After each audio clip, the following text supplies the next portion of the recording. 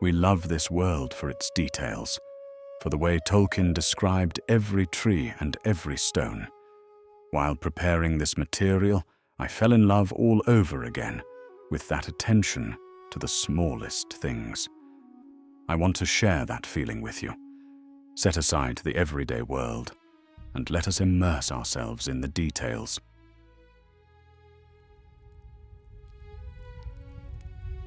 The northern lands of Beleriand lay in ruin.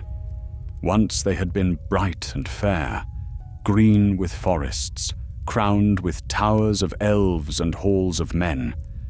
But after the Dagor Bragolach, the Battle of Sudden Flame, the world seemed to have turned against itself. From the Iron Mountains in the north, rivers of fire had poured forth. The fields of Ardgarlan were turned to ash, and the hosts of Morgoth swept southward like a tide of darkness. Among the broken folk who fled from those flames was Belegar, a man of the house of Beor. He had been a captain under Barahir, and though his lord had perished in the north, Belegar still bore his token, a silver ring shaped like twin serpents, one devouring the other, crowned with emerald eyes. It gleamed faintly, even in the smoke-dark air, a small light amid despair. With him went fewer than 30 souls, farmers, hunters, and widows with their children. They had escaped the burning of Dorthonion, and now wandered through the twisted woods south of the highlands, hoping to find safety. Behind them, the red glow of Angband's wrath still stained the horizon. "We cannot go back," said Erin, a young woman whose voice was steady despite the weariness in her face. "There is nothing left but death." Belegar nodded. "Then we go forward. There are tales, old ones, of a hidden place in the hills beyond Tarn Eluin, a cavern of light that the enemy cannot find. If it is only a legend, then at least we shall die seeking it, not hiding from him." No one spoke against him. What else was there to do? They journeyed for days under the smoke-dark sky, through lands where trees stood blackened and rivers stank of ash. In the nights they hid among rocks, muffling their fires lest orcs catch sight of their glow. Belegar kept watch through each dark hour, his sword never far from his hand. Once, when the moon rose pale over the hills, he saw a shape in the distance, great and shadowed, moving against the wind. It did not walk as a man, nor move as a wolf, but something between the two. Belegar's heart chilled. "Draugruin hunts us," he murmured. He had heard the name whispered by scouts of Dorthonion. Draugruin, the warden of Morgoth, a cruel captain who loved the chase more than the kill. They said he could smell the fear of men from miles away, and that he kept with him a pack of wolves that had once been elves, twisted into beasts by dark sorcery. On the third night, the refugees came upon an ancient ruin half sunk in the earth, once an elven outpost, long abandoned. Columns of marble lay broken among thorns, and at the center stood a dry fountain, its bowl cracked and empty. "We rest here," Belegar said. "But keep your weapons close." As they settled in, Erin explored the fallen courtyard and noticed something glimmering beneath the fountain's rim. She knelt, brushing away dust and roots, and uncovered a small crystal set into the stone. It was no larger than a pearl, yet it shone with a soft, living light, pale gold like sunlight upon clear water. Belegar came to her side. "What is it?" "I do not know," she said, "but it feels warm." When Belegar touched it, a faint image stirred in his mind, a memory of fair faces and golden halls, of Finrod Felagund's laughter echoing in the deep places of the earth. He withdrew his hand in wonder. "This was no mere ornament," he said softly. "It is a shard of elven craft, perhaps even a reflection of one of the Silmarils." At that word, some of the others gasped. The Silmarils, the holy jewels made by Feanor, filled with the light of the two trees, were the heart of all Middle-earth's strife. Yet what lay before them was no jewel of that kind, only a faint echo of their glory. Still, it was beautiful beyond words. "We keep it," Belegar said at last. "If this light was set here by the elves, then perhaps it was meant to guide those who came after." That night, they slept within the ruined walls, and for the first time in many days, the shadows seemed to draw back. The wolves did not come near, and even the air felt lighter. But at dawn, when Belegar climbed a nearby ridge to look north, he saw smoke rising in the distance, thick and dark, too ordered to be natural. He knew then that Draugruin's host was close. "We must move," he said when he returned. "The hunt is on." The company gathered what little they had, food, water, the crystal light wrapped in cloth, and pressed on into the deeper woods. The path grew narrow, winding among cliffs and ravines. Yet the shard glowed faintly in Erin's hands, and wherever it shone, the way seemed clearer. On the 5th night, they heard the horns of their hunters echoing over the hills. Long, cruel notes that chilled the blood. The sound drew nearer with every hour. Belegar looked at the faces of his people, weary, frightened, but still following. He gripped his sword and raised it high, the green eyes of Barahir's ring catching the shard's glow. "So long as one light remains," he said, "the darkness has not won." And so they went on, through fear and shadow, into the wild lands beyond Tarn Eluin, where hope, though faint, still dared to burn. The morning after their flight from the ruin dawned grey and dim, with the air thick from the smoke that drifted south from the battlefields of Dorthonion. The trees here were twisted by fire, their leaves long fallen, their trunks split and blackened. Yet under their charred roots, small things still lived, moss clinging to stone, trickles of water murmuring in the cracks. It was as if the land itself refused to surrender entirely to the darkness that pressed upon it. Belegar led the company southward, keeping the faint light of Erin's crystal wrapped and hidden beneath his cloak. When they halted for rest, he would let her hold it in her palms for a short while, and its glow, soft and warm, would ease the hearts of all who gathered near. Children slept more peacefully beside it, and the wounded breathed a little easier. Yet Belegar could not forget the feeling that eyes watched from the shadows beyond the trees, patient, cruel eyes, waiting for their trail to grow faint. By the 3rd day their food was almost gone, and their spirits began to falter. The path grew steep, climbing through hills that once bordered the northern vales of Sirion. The stones were slick with frost, and the cold wind from the north carried with it the sound of distant howls. "We cannot outrun them forever," said Hareth, a grim-faced man who had once been Belegar's second under Barahir. "If Draugruin follows our scent, he will drive us until we break. The pack will strike when we are weakest." Belegar said nothing. He walked ahead, his eyes scanning the horizon. The land fell away into a deep valley filled with mist. Beyond it, faint in the distance, he saw a glimmer of water. Tarn Eluin, the lake that Finrod Felagund had loved, and where he had once built a hidden house. Tales told that its waters were hallowed, and that evil things dared not enter its mists. "There," Belegar said quietly. "If we can reach the lake, we may yet find safety." So they pressed on. That night the stars were veiled, and the moon hung low like a thin sickle of silver. The mists grew thick, curling around the trees like ghosts. They heard the howls again, nearer this time, many voices rising in unison. The wolves had found their scent. Erin held the crystal tight to her breast. "Will they come before dawn?" she asked. Belegar nodded. "Yes." He looked over his small company, weary folk, armed with whatever they could carry. A few bows, some spears, a scattering of swords taken from fallen warriors. But we will not meet them running. Tonight we stand. They took their stand upon a narrow ridge of stone overlooking the valley. Below them the forest descended steeply, and there they set snares and sharpened stakes. Belegar placed his men along the ridge's edge and kindled a single fire behind them. Its flame, though small, burned with fierce defiance.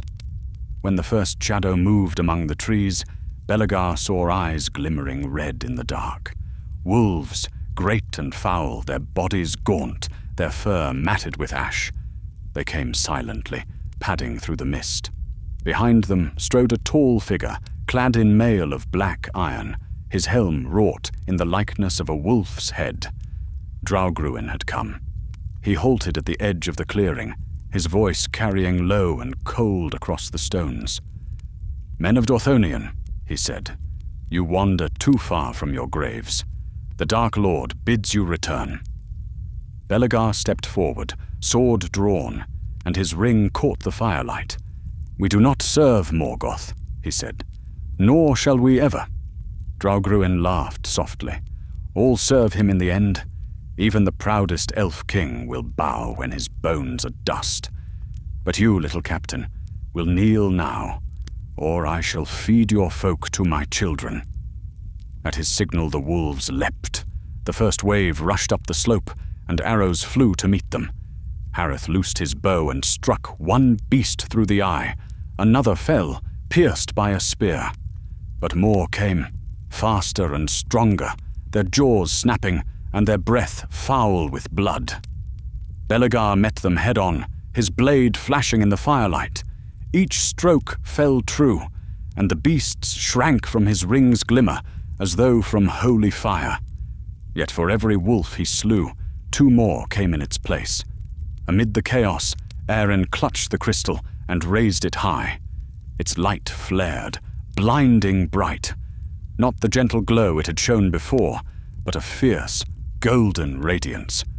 The wolves recoiled, howling, and even Draugruin drew back, shielding his eyes. "Elf light," he hissed. "So that is what you carry." Belegar saw his chance. He charged forward, striking at the captain's black armor. Their blades met with a crash that rang through the valley. Draugruin's strength was terrible. He bore down with the weight of a mountain, driving Belegar to one knee. Yet Belegar did not yield. "For Barahir and all the free folk," he cried, and thrust upward, his sword biting into Draugruin's shoulder. Black blood spilled, hissing where it touched the ground. The Wolf Lord staggered back, snarling in rage. "You cannot kill me, mortal," he growled, "not with steel alone." And with that, he vanished into the mist, his pack scattering after him. The valley fell silent, save for the ragged breathing of the survivors. When dawn came, the fire burned low, and the ridge was strewn with the bodies of slain wolves. Many of Belegar's company had fallen, but the rest lived. Eren knelt beside him, her hands trembling as she bound the gash upon his arm. "You wounded him," she whispered. "No mortal blade has done that before." Belegar looked to the east, where the sun rose pale through the fog. "Then perhaps he can bleed," he said. "And if he can bleed, he can fall." Yet even as he spoke, he felt the weight of what lay ahead. Draugruin would return, and stronger. The hunt was not over. It had only begun. Still, for that one morning, they had won a breath of peace. The crystal's light flickered softly, as though it too drew strength from their courage. Belegar rose, lifted his sword, and pointed toward the hidden vale below. "Come," he said. "Tarn Eluin waits. We go now to the waters where light still sleeps." And with weary hearts, but unbroken spirits, the survivors descended into the mist, carrying with them the last fragment of light left in the north. The mists that veiled the valley of Tarn Eluin were thick and cold, yet strangely fair. They wound among the dark trees like living things, pale and glimmering, hiding the world beyond. It was said that long ago, Finrod Felagund himself had woven enchantments about the lake, so that evil would lose its way within the fog, and the pure of heart might find safe passage. Whether that old power remained, none among Belegar's company knew. Yet as they descended into the hollow, the air grew softer, and the dread that had clung to them since Dorthonian's burning began at last to ease. By nightfall they reached the water's edge. The lake lay silent, black as glass beneath the dim sky, its surface shrouded in drifting vapors that glowed faintly as if lit from below. Erin stepped forward and touched the water with her hand. It was cool, but not bitterly cold, and when her fingers broke the surface, ripples of pale light spread outward in slow, widening circles. "It still remembers him," she whispered, meaning Finrod, the friend of men. Belegar stood nearby, gazing over the quiet waters. He could almost see, in his mind's eye, the hidden house that legend said lay beneath those waves. Chambers of stone where elven lamps had once burned and songs of friendship had filled the air.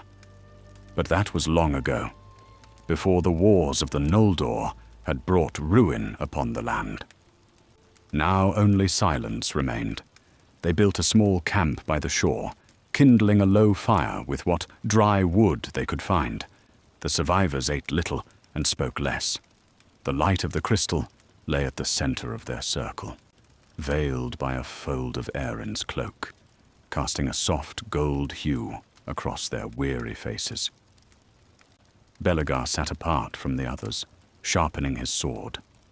His mind was restless, filled with thoughts of the battle upon the ridge. He had wounded Draugruin, that much he knew, but the wound had not slain him. The creature would heal, and when he returned, his vengeance would be merciless.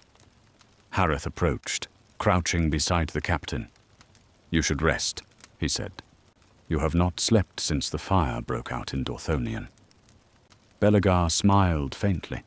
"Nor have you, old friend." Hareth gave a weary chuckle. "Aye, but if we are to hold this place, we will need strength and faith." At that, Belegar's gaze turned to Erin, who sat by the lake with the crystal in her lap. "Faith," he murmured. "It is a rare thing in days such as these." When night deepened, Erin rose and came to him. "There is something beneath the water," she said quietly. "A light. I saw it when I knelt by the shore. Faint and far, but real." Belegar frowned. "You think it could be a reflection of the shard?" She shook her head. "No, it was older, brighter, as if the lake itself remembers a deeper light." He considered this, then nodded. "If there is still power here, it may help us. We will keep watch tonight, and in the morning we will see what the lake reveals." That night the mist thickened, rolling in from the water until it cloaked the camp entirely. The fire sputtered, dimming to embers, and even the sound of the wind grew faint. Yet within that silence, Belegar thought he heard distant music, soft and sorrowful, like the echo of a harp played long ago. He lifted his head, straining to listen, but when he rose to look, the sound faded, leaving only the gentle lap of water on the shore. At dawn, a pale light spread through the mist. Erin stood at the edge of the lake once more, the crystal in her hands. When the first rays of the sun touched its surface, the shard answered, flaring with sudden brightness that leapt across the waters. For an instant, the mists parted, and Belegar saw it. The faint outline of a doorway beneath the lake, carved in white stone, its archway marked with elven runes. "The house of Finrod," he breathed. Erin turned to him, her eyes wide. "It still stands." But as the light faded, the vision passed, and the waters closed again. Harith frowned. Even if it remains, how are we to reach it? We cannot dive through such depths. Belegar's gaze went to the shard. If it was meant to guide us, perhaps it will show the way. They waited until the sun had risen higher.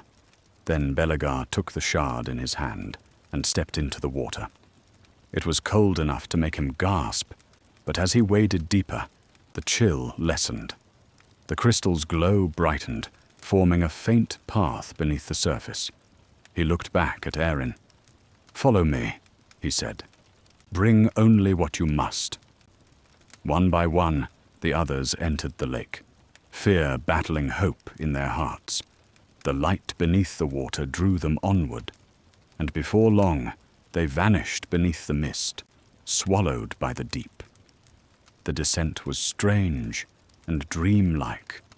The water was clear, and though no air should have been there, they found they could breathe, their lungs filled with coolness that was neither air nor water. The crystal's light grew stronger, and around them appeared the shapes of columns and stairways, the ruins of Finrod's halls, long forgotten by the world above. They emerged into a vast cavern lit by faintly glowing stone. At its center stood an altar of white marble, upon which lay a broken lamp wrought in the form of a star. Belegar placed the shard upon the altar. The instant it touched the stone, the lamp flared to life, and the whole chamber filled with radiant light. In that moment, they felt no weariness, no fear. The air was filled with warmth and peace, and the walls themselves seemed to breathe with gentle life. "It is true," Erin whispered, awe in her voice. "Finrod's light endures." But before their wonder could deepen, a shadow crossed the threshold behind them. The air grew cold, and the flame of the lamp flickered. From the dark tunnel came a sound, the scrape of metal upon stone, the tread of heavy feet. Belegar turned sharply, hand to his sword. "He has found us," he said. For in that dim passage, beneath the sacred waters of Tarn Eluin, they saw two burning eyes. Draugruin had returned. He stepped into the light of the chamber, his black armor glistening with the damp of the lake, his voice a growl that echoed through the stone. "Did you think water would hide you from me, mortal? Did you think light could save you?" The company drew their blades, the reflection of the star lamp dancing upon their faces. Belegar stood at their head, the ring of Barahir upon his hand, and his heart burned with fierce resolve. "If you wish to take us," he said, "then come and try. But know this, servant of Morgoth, here, in the house of Felagund, the light will not yield to you." And as Draugruin advanced, the lamp flared once more, its brilliance filling the cavern like the dawn, breaking over a world of darkness. The battle for Tarn Eluin had begun. The light of the star lamp blazed with sudden power, casting long shadows across the hall. Draugruin flinched, his iron helm gleaming like a dark crown beneath the brilliance. Yet though he snarled and raised his blade, the glow did not fade. It streamed from the broken lamp and from the shard upon the altar, as if the spirit of Finrod himself stirred once more within those ancient stones. Belegar stood before his people, his sword shining white in his hand. "Stand firm," he cried. "Remember Barahir, remember Dorthonion. Let the dark find no fear here." Draugruin laughed, a sound like steel grinding upon rock. "You fight in a tomb," he said, "and you shall join those who built it." With that he advanced, swift and terrible. The wolves that had followed him into the deep sprang from the tunnels, their eyes red with hunger.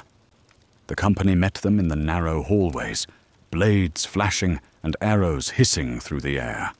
The sound of battle rang from wall to wall, the clash of metal, the roar of beasts, and the cries of the wounded.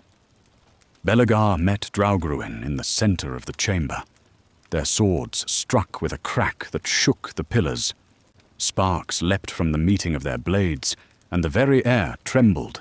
Belegar fought with grim resolve, his muscles burning with pain, but his spirit did not waver. For behind him stood Erin, guarding the shard that still pulsed upon the altar. Draugruin struck again and again, his strength monstrous. "Your courage is wasted," he growled. "You are nothing but prey."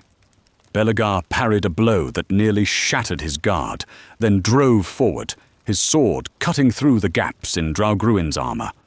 The black blood that spilled hissed upon the stones like fire upon snow.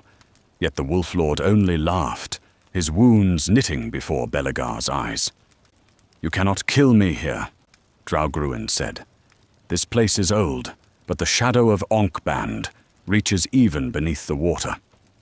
My master's power seeps into every crack, every stone." Erin's voice rose above the noise, clear and bright. "Then we will cleanse it." She lifted the crystal high. Its light blazed forth, and for a heartbeat, the entire hall was filled with gold. The wolves faltered, whining, and even Draugruin staggered back. The star lamp answered her cry, its broken shards knitting together, and a great wind swept through the cavern, as though the mountain itself had drawn breath. The air was filled with the scent of rain and living things, a memory of lost days, when Beleriand had been green and fair. For an instant, Belegar saw, through the veil of time, the figure of Finrod Felagund himself, fair and bright, his golden hair shining like the dawn. "Hope endures," said the echo of Finrod's voice, "even in the shadow." Then the vision faded, and the battle raged anew. Draugruin howled in fury, striking out with both hands. His blade caught Belegar across the chest, tearing through mail and flesh. The captain fell to one knee, his breath coming ragged. Blood darkened his tunic, and the world spun before his eyes. But before the Wolf Lord could deliver the killing blow, Hareth leapt between them, thrusting his spear deep into Draugruin's side. The beast roared, twisting with such force that Hareth was flung aside, his body broken against the stone. "Run!" he gasped, as life left his lips. "Belegar, take them and run." Belegar rose unsteadily, his pain forgotten in the surge of rage that followed. He struck once, twice, driving Draugruin backward toward the altar. "You shall not profane this place," he shouted. "Begone, servant of the enemy!" Draugruin sneered. "You think your light can banish me?" But Belegar did not answer. He seized the shard from Erin's hand and pressed it against his own breast, over the wound where Draugruin's blade had struck him.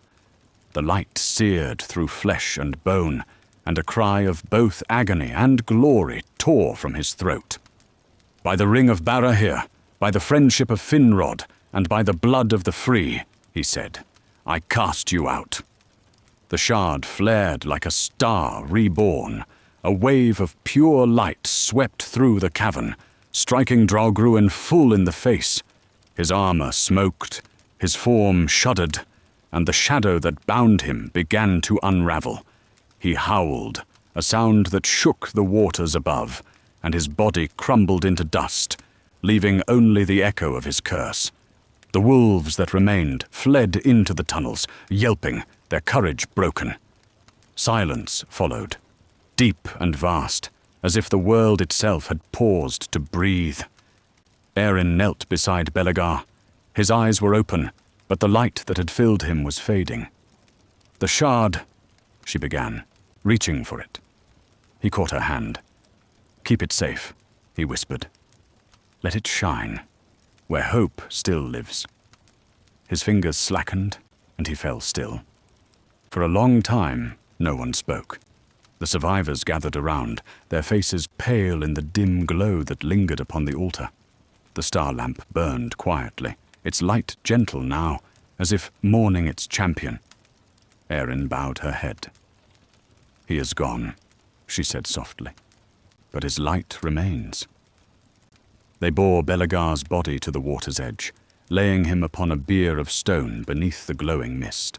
The lake's surface rippled as they set him adrift, and the waters shimmered around him like molten silver. Slowly, he drifted toward the heart of Tarn Elwyn, and as he went, the mist closed around him, veiling him from sight. Then, for the first time in many years, the dawn broke clear over those hills. The mists lifted, and the sunlight touched the surface of the lake. It gleamed with a radiance unlike any dawn before, for beneath the waters the shard had come to rest beside its twin, the remnant of Finrod's own light, and together they burned with quiet strength. Those who remained knelt upon the shore, their hearts heavy yet filled with peace. Erin rose and spoke, her voice carrying softly across the still water. "We are few," she said, "but his hope is not lost. We shall carry it south, to the strongholds that yet stand, and we shall tell the tale, how Belegar, last of Barahir's men, struck down the Warden of the Dark." So they departed from Tarn Elwyn, carrying with them the story of their captain and the faint glow of the light he had awakened. The lake remained behind, its surface calm and silver, hiding within its depths the resting place of a hero and the echo of a promise. That even in the time of darkness, the light of the Eldar and the courage of men would not be wholly quenched. And far above, beyond the clouds, the stars shone clear, silent witnesses to all that had passed beneath them, and to the hope that would endure until the world's ending.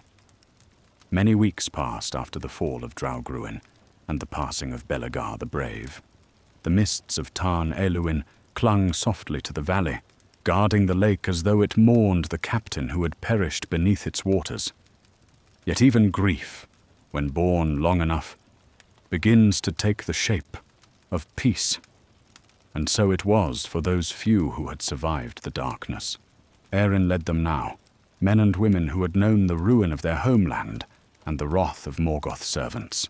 They had buried their dead, repaired their gear, and kindled small fires upon the lake's edge in quiet remembrance. The shard of light that Belegar had given his life to protect still gleamed faintly in her hands. At night, it pulsed like a heartbeat, its glow mirrored upon the black waters. The survivors were few. Less than 20 remained of those who had fled Dorthonion. Yet within each burned a stubborn will to live.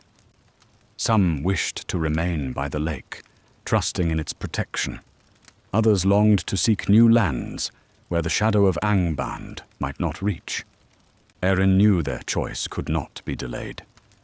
One evening, as twilight deepened and the western sky blazed red, she walked alone along the shore. The air was calm, and the only sound was the soft ripple of waves against the stones. The shard glowed in her hand, casting a pale circle of light around her. She stopped when she came to the place where Belegar's bier had vanished into the depths. "Your courage bought us time," she whispered. "Now I must decide how to spend it." The wind stirred faintly, and she thought she heard a voice within it, distant, like the memory of song. She turned, half expecting to see Belegar standing beside her, tall and grim as she remembered him. But there was only the lake, its surface smooth and shining. When she returned to the camp, the people were gathered around the fire.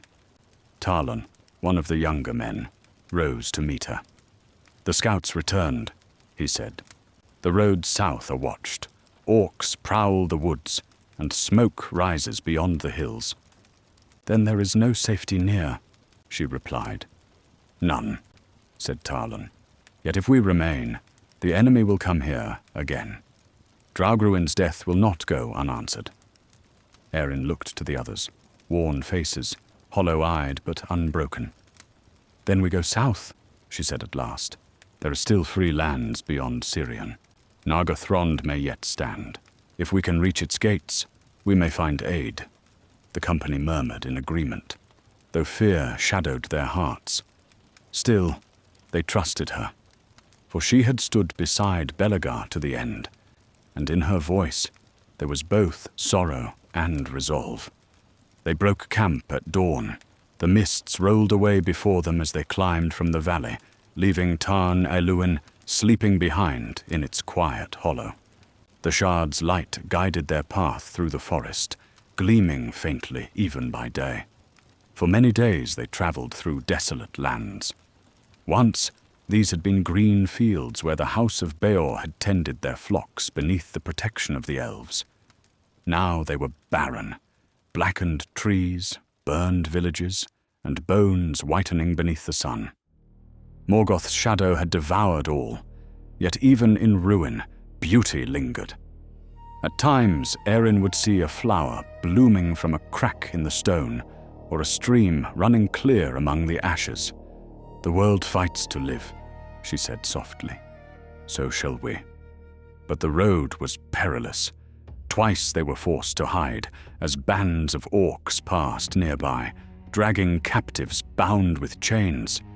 Another time, they heard wings beating in the night and saw far off the red eyes of a fell creature flying from the north. On the seventh night, they reached the foothills that led down toward the river Sirion.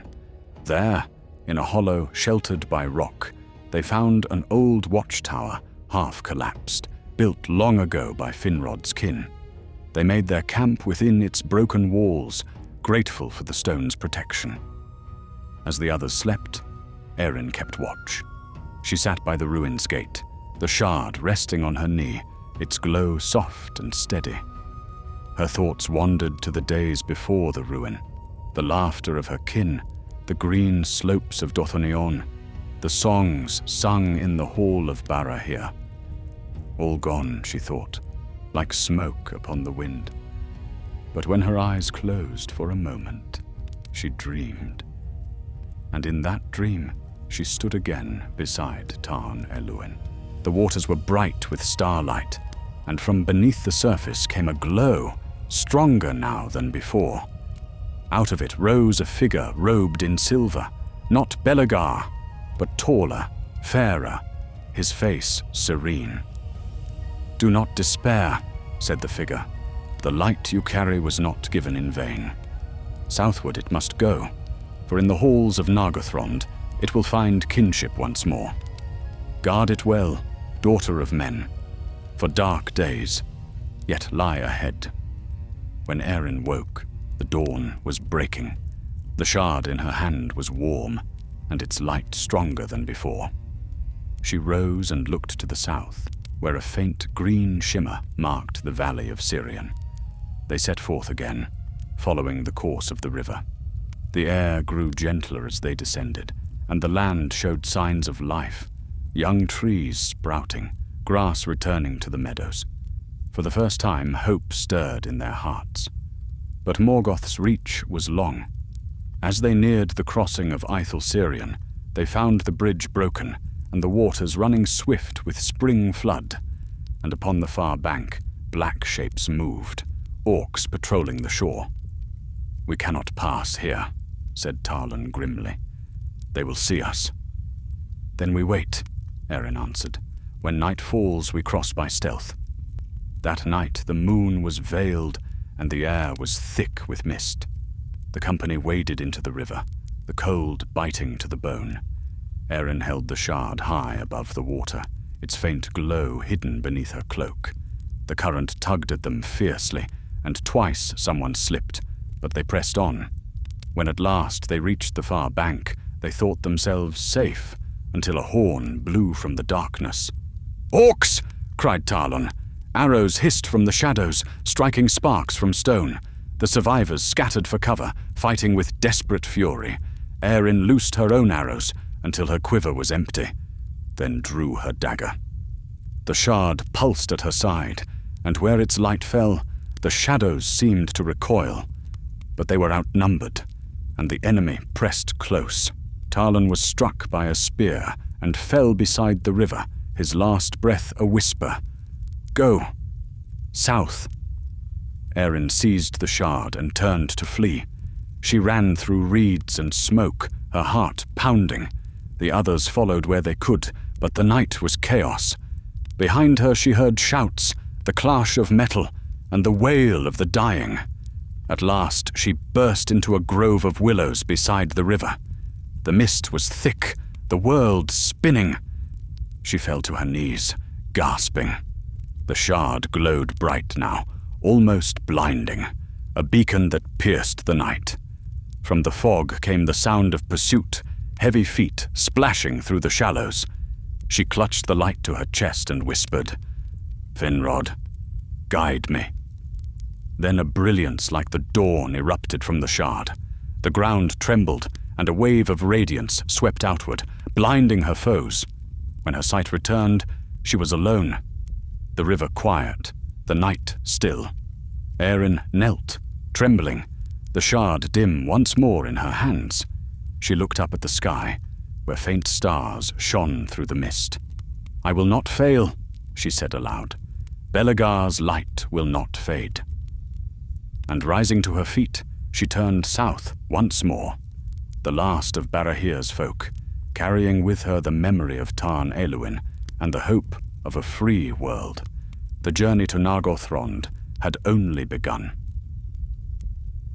For many days Erin wandered south along the valley of the Sirion, moving through wood and hollow, guided only by the glimmer of the shard she carried. What companions had fled with her from the river she did not know. She had seen none since that night of blood and fire. The land itself seemed to close around her in silence, as if it too grieved for the fallen. Yet she pressed on. Her garments were torn, her feet bare upon the cold earth, and hunger gnawed at her belly. But her will did not waver. The shard's light, faint by day and warm by night, was her only guide. Often she hid by day beneath the roots of old trees, for Morgoth's servants roamed the skies, black-winged creatures whose cries chilled the heart. At times, she thought she heard footsteps behind her in the dark, but when she turned, there was nothing save wind and the whisper of reeds.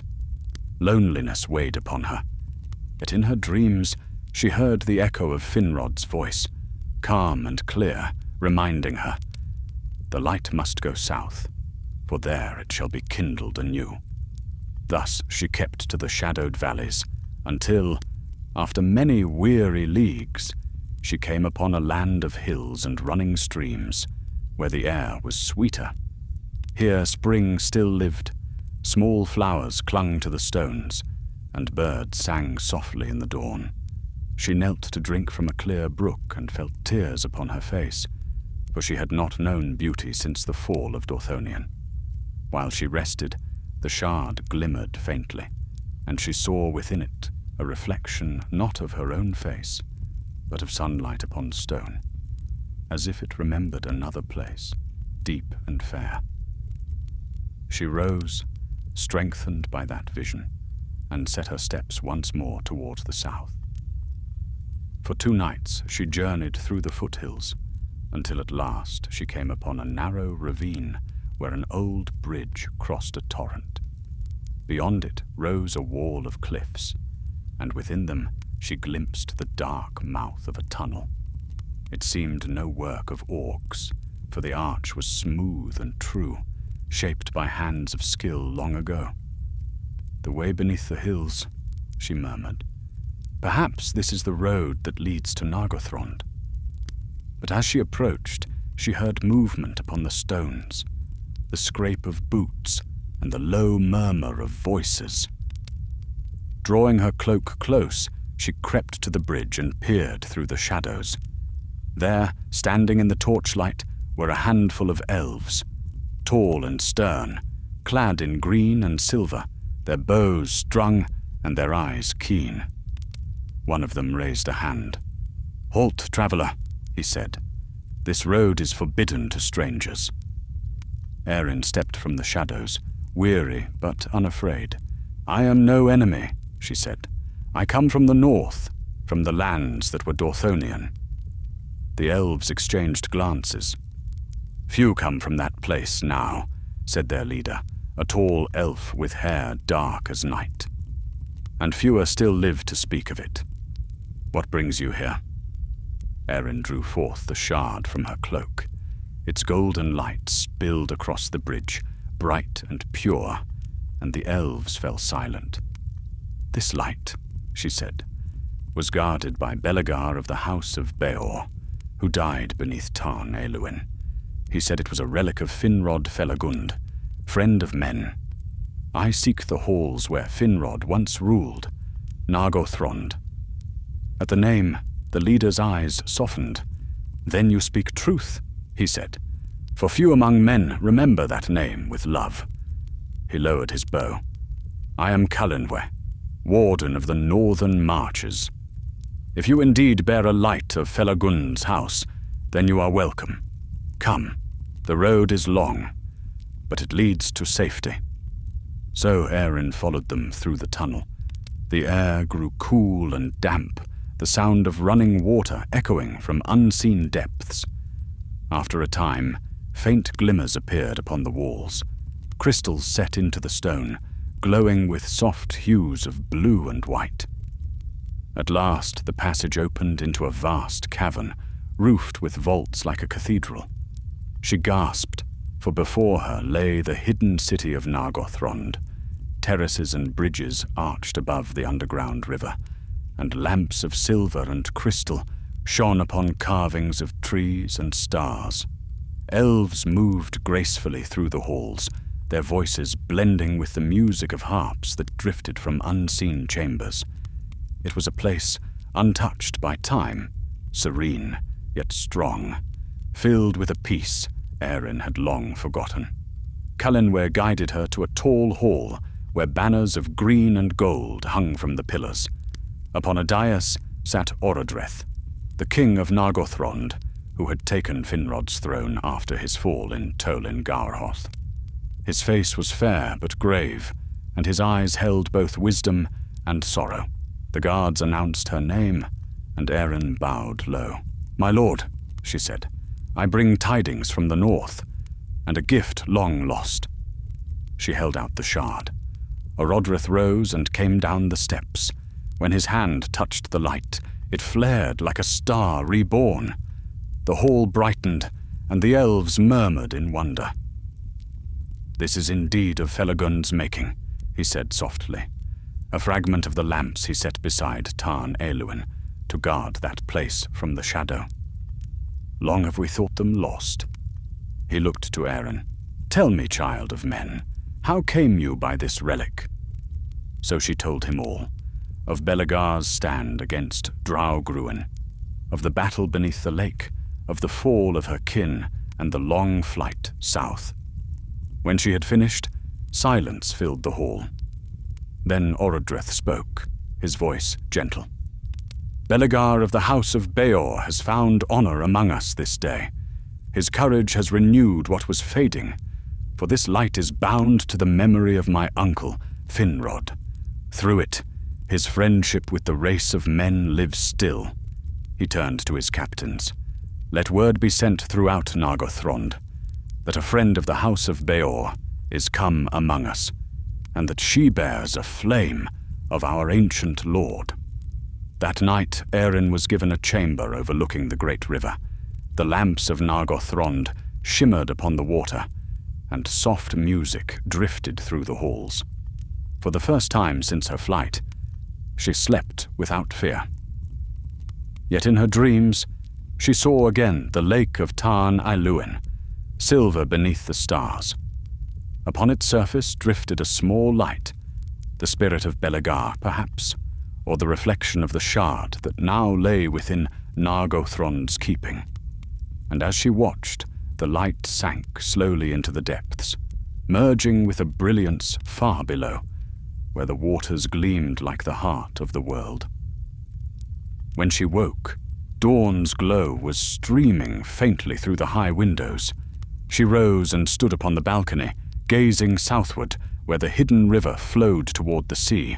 The air was filled with promise, yet she could not shake the feeling that her journey was not yet done. For though peace lay within Nargothrond's halls, the shadow beyond its gates still grew. And in the far north, Morgoth's armies gathered once more, and the shard upon Orodreth's table pulsed faintly, as though it too foresaw the storm to come. In the months that followed her arrival in Nargothrond, Erin came to know a life she had never thought to see again. Peace dwelt in that hidden realm, deep beneath the earth, where the light of the lamps glowed like dawn upon polished stone. The elves walked with quiet grace, their laughter echoing through halls carved with leaves and stars. For a time, Erin allowed herself to rest, to breathe without fear, to sleep without dreaming of pursuit. Yet the peace of Nargothrond was not as complete as it seemed. Whispers filled the corridors, for even here tidings of war could not be wholly shut out. Beyond the mountains, Morgoth's armies spread like a plague, burning what forests remained, driving men and elves alike from the north. The dark wings of his creatures were seen even in the skies of the south, and the river Sirion, though it still flowed bright and strong, carried with it the ashes of far-off ruin. King Orodreth ruled wisely, but he was cautious, and his heart was often shadowed by doubt. "We cannot fight open war with Morgoth," he told his captains one evening as Erin stood nearby. "We are hidden, and in secrecy lies our strength. Let others hold the north. We will guard what peace we can." At this, many nodded, but Erin felt her heart stir with unease. "Peace bought with silence is not peace at all," she said softly. Orodreth looked upon her kindly, though sadness lingered in his gaze. "You speak as your forefathers did," he said, "and I honor their valor. But you have seen the might of the enemy. Would you bring his wrath upon this place?" "I would rather face wrath than forget courage," she replied. There was a silence after that, and though Orodreth did not rebuke her, she saw that he would not be swayed. Still, her words did not fall unheard. Among the warriors of Nargothrond were some who shared her restlessness, who remembered Finrod's friendship with men, and the days when their king had ridden forth in battle for the sake of others. Chief among them was Eldir, a captain of the Western Guard. Proud, keen-eyed, and loyal to the memory of Finrod above all, he sought Erin out often, eager to hear her tales of the North and of Belegar's last stand. "Your courage reminds me of my king's," he told her once as they walked by the river. "Finrod would not have sat idle while the shadow grew. Yet Orodreth fears too much for the safety of his people. I do not blame him, but if the darkness is left to spread, even this refuge will fall." Erin met his gaze, the lamplight glinting upon the shard that hung from her neck.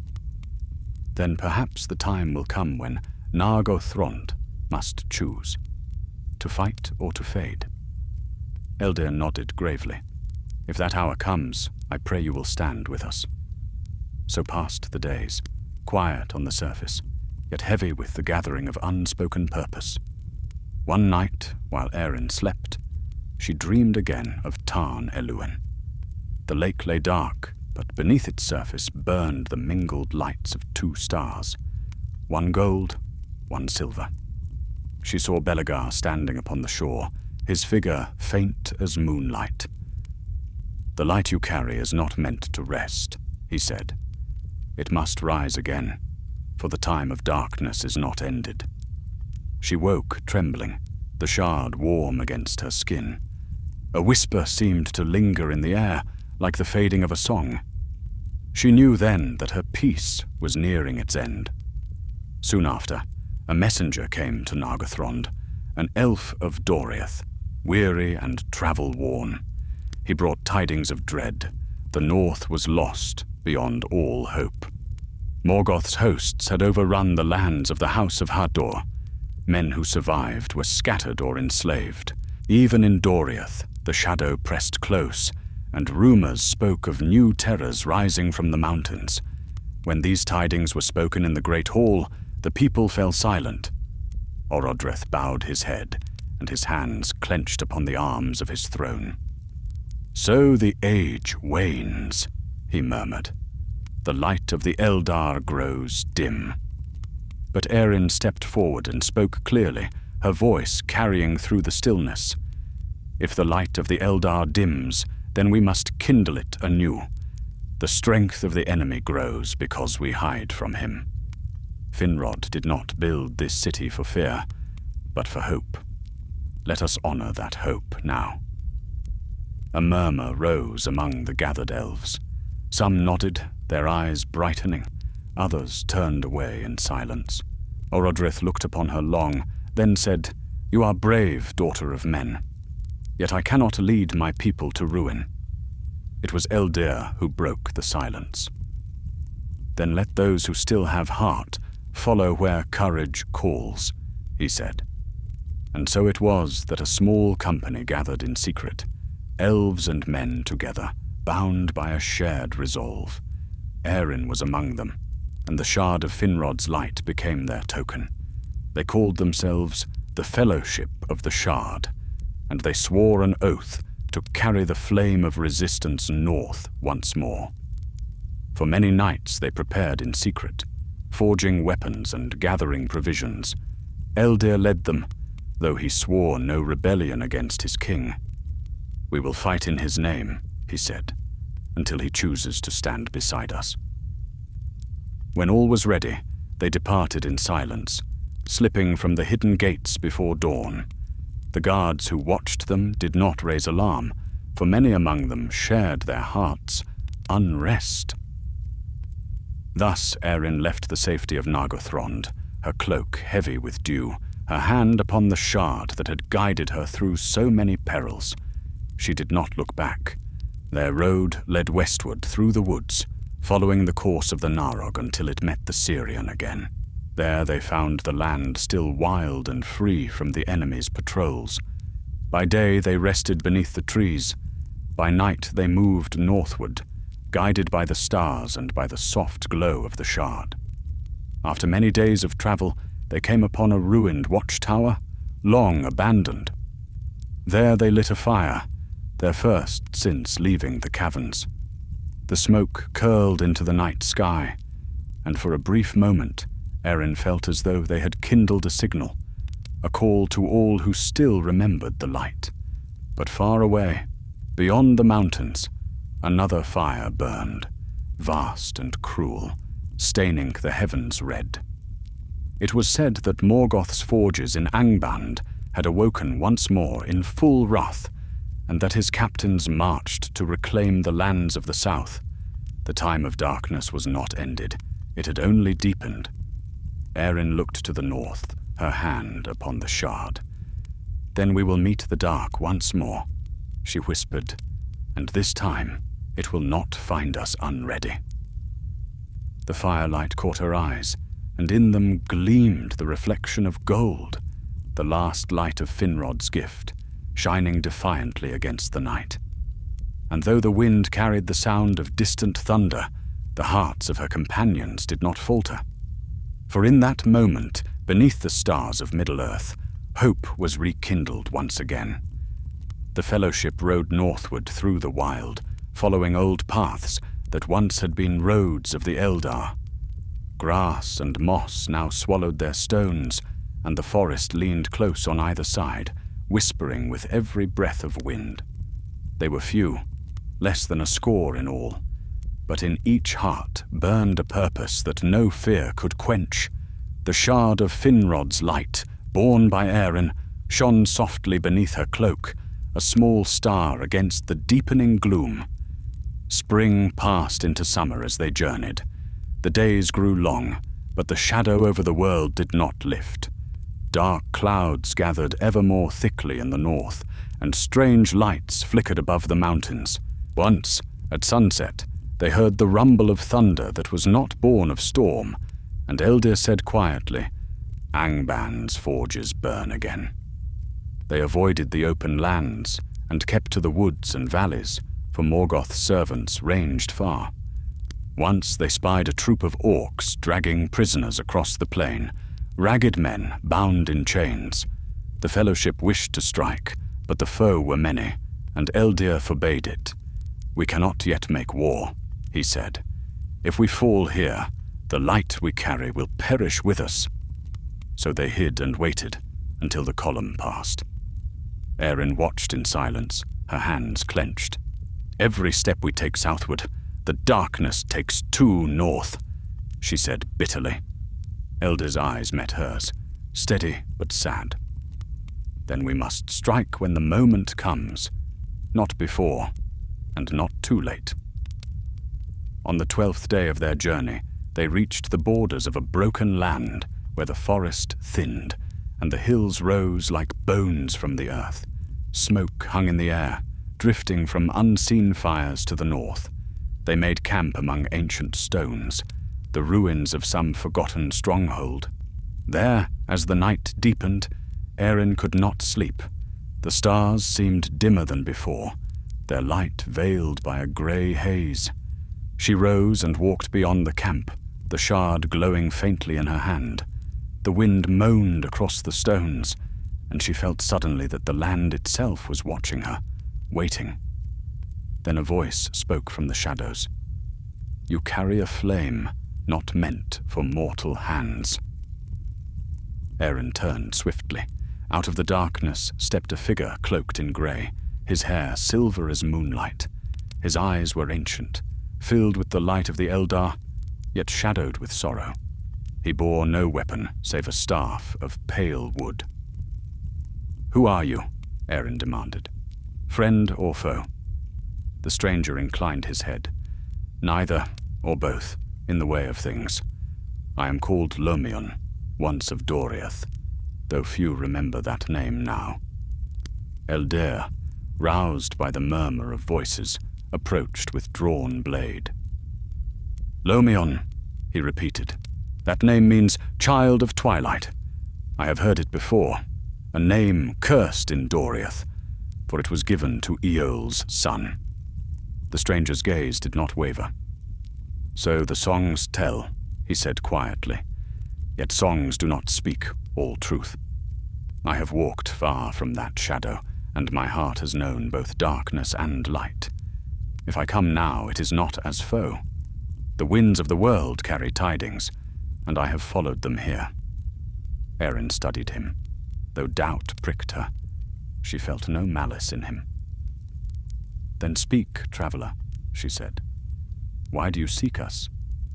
"The shard you bear," Lomion said, his eyes glinting with reflected gold. Its light was kindled in the elder days, before the fall of the 2 trees.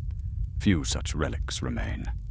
But the shadow that now rises from Angband seeks all light to devour it. Morgoth's captains have felt it stirring and will soon come hunting." Eldir frowned. "Then our secrecy is ended." "Not yet," Lomion said. "There is one place still hidden from his gaze, the Vale of Mindothlin, where the river meets the sea. There, the winds are strong, and the light of the west still touches the waters. If you can reach it, the shard may be strengthened, and its flame endure beyond this age." Erin hesitated. "Why should we trust you?" Lomion's gaze softened. "Because I have walked in darkness and know its taste, and because Finrod once spared me when others would have slain me." At that, silence fell. Then Eldir lowered his sword. "If you speak truth, then guide us," he said. "But know this, should you betray us, no power of the Valar will save you." The elf inclined his head. "So be it." Thus Lomion joined their company, and they turned westward toward the sea. Their road led through tangled woods and narrow defiles, where the light of day barely reached. Strange cries echoed among the cliffs, and once they passed the carcass of a fell beast, torn as if by fire. Lomion said little, but at times he would lift his staff and murmur words in a tongue older than the world of men. When he did, The air grew lighter, and the shadows drew back. After many weary days, they came to the shores of the great river Sirion, where it widened and slowed before its meeting with the western sea. There they found refuge in a hollow of rock, and for the first time in many weeks, they saw the ocean, vast, grey and wild beneath the lowering sky. The sight filled Erin's heart with wonder. "So this is the end of all rivers," she said. "The sea of which the elves sing." Lomion stood beside her, his eyes distant. "The sea is both end and beginning. Beyond it lies the undying lands, where sorrow cannot dwell. But we who remain are bound to Middle-earth to endure its fate." That night, as the waves roared beyond the cliffs, the fellowship gathered around a small fire. The shard lay upon the stone between them, its light mingling with the flames. "What must we do to strengthen it?" Eldir asked. Lomion touched the stone gently. "The shard remembers its kin, the light of the Silmarils. If it is to be renewed, it must drink of the reflection of the stars, here at the meeting of river and sea. But the enemy will not suffer such a thing. His eyes are already turned this way." Even as he spoke, a low rumble rolled across the land. Far off, in the north, a red glow rose against the sky. "Morgoth's armies are moving," Erin said, her voice steady. "Yes," Lomion answered. "The time of darkness deepens, but sometimes the smallest light may outshine the greatest shadow, if it is guarded with courage." They sat long in silence after that, watching the shard's glow dance upon the waves. Each knew the peril that awaited them, yet none spoke of turning back. For in their hearts they felt that all paths, of men, of elves, and of light itself, were bound together in the struggle now before them. When dawn came, grey and cold, the fellowship stood upon the shore. Erin raised the shard high, and its light fell upon the waters of Sirion, where it mingled with the reflection of the fading stars. For a moment, it shone with a brilliance that rivaled sunrise, casting golden paths across the sea. But in the north, the clouds thickened, and from their depths came a darkness moving swift as storm. Lomion turned his face toward it, his expression grave. "He comes," he said, "the hunter of light." Erin's fingers closed around the shard. "Then let him come," she answered. "For this time we do not flee." And so they stood, the fellowship small against the vastness of sea and sky, waiting as the wind of the north rose, carrying with it the sound of drums. The herald of war renewed. The wind blew hard from the north, carrying with it a scent of ash and iron. Clouds rolled like black banners across the sky, veiling the stars. Upon the shore of the Sirion, the fellowship waited, their cloaks whipped about them, the waves thundering against the rocks below. The light of Erin's shard glimmered faintly through the gloom, a single golden spark defying the storm. Lomion stood at the edge of the sea, his grey cloak billowing like smoke. His eyes were fixed upon the horizon, where the clouds thickened in a spiral of shadow. "They come by land and air," he said. "I can feel their malice in the wind. Morgoth has sent a captain of terrible power, one who was old when the first stars were kindled." Elder's hand tightened on his sword. "Then this will be no mere skirmish." "No," Lomion said softly. "This will be reckoning." Erin felt the weight of the shard in her palm. It pulsed with a steady rhythm, as if it too were alive, or as if something within it called to the heavens for strength. "What must we do?" she asked. Lomion turned to her. "At dawn, when the stars fade and the tide turns, the light must be set upon the waters.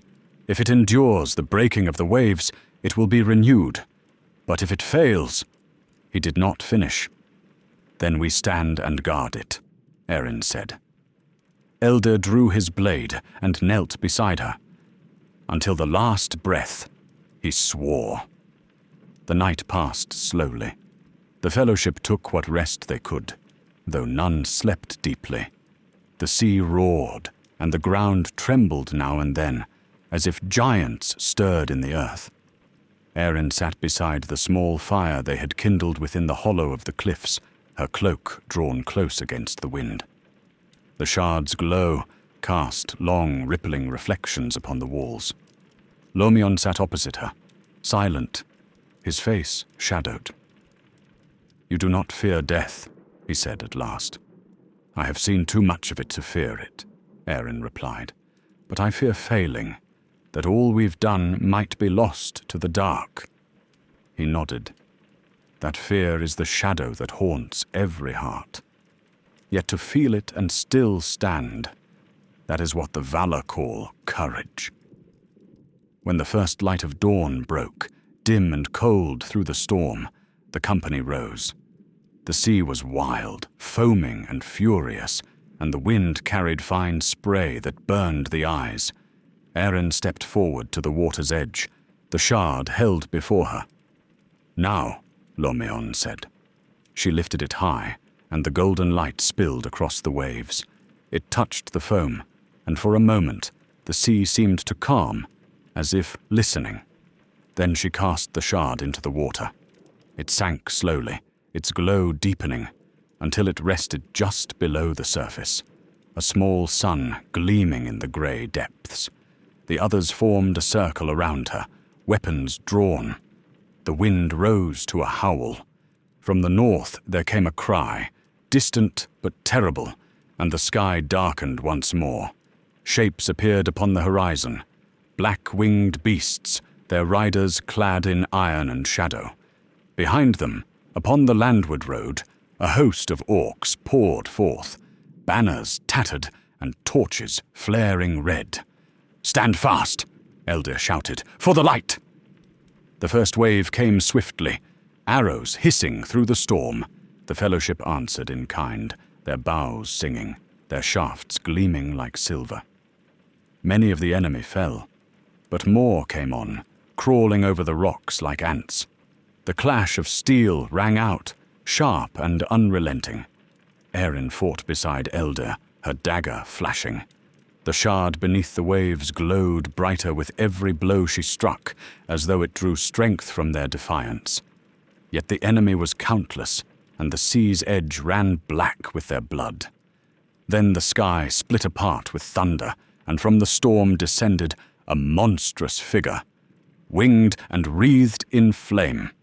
Its armor was black as obsidian, its eyes burning like twin coals. It wielded a spear long as a mast, and its voice was a roar that drowned the sea. "I am Thurgar, the storm herald of Morgoth," it cried. "Who dares kindle light against the will of my master?" Eldir stepped forward, his sword raised. "We do," he said, "and we shall not yield." The creature laughed, a sound that made the very air tremble. It struck, and Eldir met the blow, though the impact flung him to his knees. Lomion leapt to his aid, his staff blazing with white fire. Lightning crackled along its length as he spoke words of power in the ancient tongue. "Go back to the void that birthed you," he shouted. Thurgar recoiled, but the force of its wrath shattered the rocks. The sea surged upward, waves crashing against the cliffs. Erin was thrown to the ground. Water filled her mouth, and the taste of salt and blood burned her throat. Yet through the chaos she saw the shard, still glowing beneath the waves, its light growing stronger, not weaker. She crawled toward the shore, rising amid the foam. "No!" she cried, her voice hoarse. "You will not take it." Thurgar turned his gaze upon her, his wings spreading wide. "You, child of dust, think to defy me?" Erin grasped the hilt of her dagger, though it was small against such might. "Not I," she said, "but the light that was before you were born." At that moment, the sea erupted in brilliance. The shard burst forth from the waves like a rising star, and its radiance filled the sky. The dark clouds tore apart, and the morning sun blazed through. The golden light struck Thurgar full in the face, and his scream split the heavens. The Storm Lord's body burst into flame, his wings dissolving into ash. The orcs upon the shore shrieked and fled, blinded by the brilliance. The Fellowship stood bathed in the radiance, their wounds forgotten, their hearts lifted as if by song. Then the light softened, falling back upon the sea. The shard floated once more upon the waves, whole and shining with new power. Lomion fell to one knee, breathing hard. "It is done," he said. "The light endures." Eldir staggered to Erin's side, his arm bleeding. "We live?" he asked in disbelief. "For now," she said, smiling faintly. "And perhaps that is victory enough." The sea grew calm again, the wind gentler, carrying the scent of rain-washed air. The waves lapped softly at the shore, and where the shard's light touched them, the water shimmered like gold. They buried their dead that evening beneath cairns of stone, and as the sun set, its light mingled with that of the shard, which still floated upon the water. Erin stood watching until the stars emerged, each one reflected in the golden ripples below. Eldir came to her side. "What now?" he asked. She looked north, where the shadow still loomed faint upon the horizon. "We go on," she said. "The darkness will rise again, as it always does. But so long as the light endures, we will meet it." The shard drifted gently on the tide, its glow a beacon in the twilight, a promise to the weary world that hope, though battered and blooded, yet lived, and thus the Fellowship of the Shard kept their watch upon the shores of the Sirion as the time of darkness deepened, and the flame of defiance burned ever brighter against it. The storm had passed, and the air lay still over the western shores. The sea murmured softly, as though whispering of things long forgotten, and the sky above was clear once more, washed clean by wind and rain. Yet upon that quiet coast lay the signs of battle, broken blades, blackened armor, and the marks of fire upon the rocks. Erin stood among the fallen, her cloak torn, and her face pale with weariness. The light of the shard had dimmed again, no longer blazing as when it struck down the Storm Lord, yet still it shone steady and pure, like the heart of a small sun. The Fellowship had suffered grievous loss. Many who had come from Nargothrond would not see its hidden halls again. But those who remained buried their dead in silence, beneath stones carved with the sign of the star, the mark of Finrod's house, now renewed in their memory. When all was done, they gathered beside the sea. The shard rested upon a smooth stone, glowing faintly in the dusk. Eldir stood beside Erin, his arm bound in linen. Lomion sat apart, leaning upon his staff, his eyes turned westward toward the fading light. "The storm is broken," Eldir said quietly. "Yet I fear it is but the first of many. Angband's wrath will not be sated with one defeat." "No," Erin answered. "Morgoth's shadow will not sleep. But this day we have kindled hope, and that is a flame even he cannot wholly quench." Lomion stirred and rose to his feet. "The shard is changed," he said. "Its light burns with a deeper hue, touched by the sea and by sacrifice. What it has become, even I cannot tell. But its strength is bound to you now, Erin of the House of Beor. So long as you live, the flame will not fade." Erin bowed her head, the weight of his words heavy upon her heart. "Then I will guard it," she said, "for as long as breath remains in me." The wind shifted, bringing with it the cry of distant gulls. The sea stretched endless and grey before them, the horizon gleaming like a blade. Lomion's gaze lingered upon it. "Beyond those waters lies Valinor, where the two trees once shone, but no mortal ship may sail there now. The west is closed to us, and yet, perhaps not forever." He turned toward Erin and Eldar, his eyes filled with both wisdom and weariness. "The light of the Eldar wanes, but the age of men is yet to rise. You, child of the Afterborn, will carry forward what we cannot.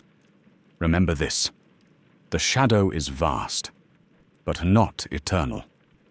Every flame that burns in defiance weakens it, even if only for a time." Eldir nodded. "And what of you, Lomion? Will you return with us to Nargothrond?" The elf smiled faintly, though sadness lingered in his face. "No. My path lies elsewhere.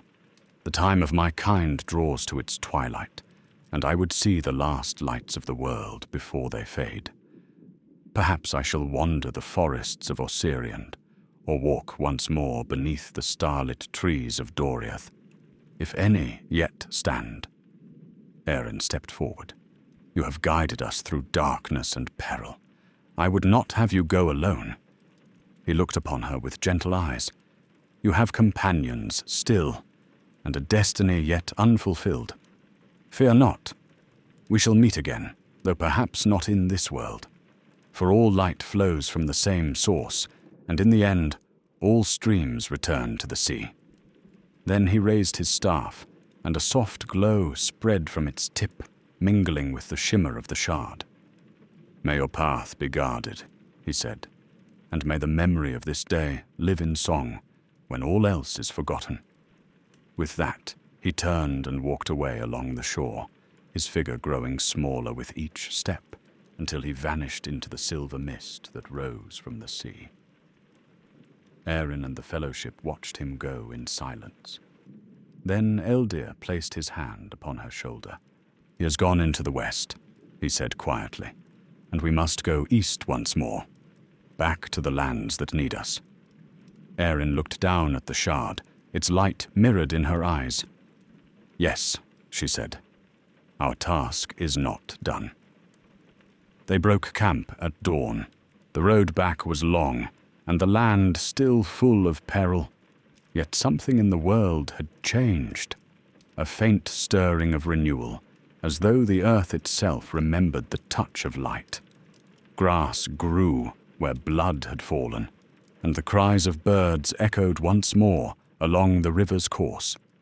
Their journey took them through deep woods and over green hills, where wildflowers nodded in the breeze.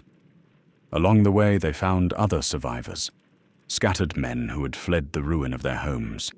To each they offered shelter and hope, telling them of the battle by the sea and of the light that had risen there. Word spread swiftly, and soon small bands of folk began to gather under their banner. Thus the Fellowship of the Shard became a host, a wandering people bound by courage rather than walls. They built no city, yet wherever they rested, they left behind signs of new life, tilled soil, repaired bridges, songs sung beneath the stars. The Shard's light, though veiled, guided them always, and in its presence, the shadow's reach seemed weaker. As the months passed, Erin felt the power within the Shard growing. It spoke to her in dreams, not with words but with visions, glimpses of Finrod's halls, of Belegar's last stand, of the mingling of light and water upon the sea. She began to understand that the Shard was no mere relic, but a living memory of all that had been good and fair in the elder days.